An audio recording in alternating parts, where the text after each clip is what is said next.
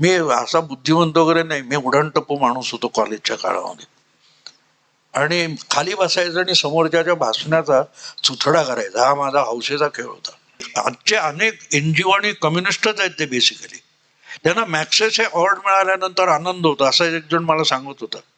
त्याला म्हटलं, गधड्या, मॅक्सेस हे कोण होता माहितीये का? मॅक्सेस हा CIA एजंट होता. आणि मॅक्सेस हे अवॉर्ड हे व्हिएटनाम मधल्या कम्युनिस्ट चळवळीला शह देण्यासाठी, जे राजकारण बाह्य चळवळ दाखवण्यासाठी निर्माण केलेलं भूत म्हणजे NGO, कम्युनिस्ट चळवळ संपवण्यासाठी. आणि तुम्ही छात्या फुगवून सांगता आम्हाला मॅक्सेस हे अवॉर्ड मिळालं. इथे कळतं तुम्ही कम्युनिस्ट पण नाहीयेत.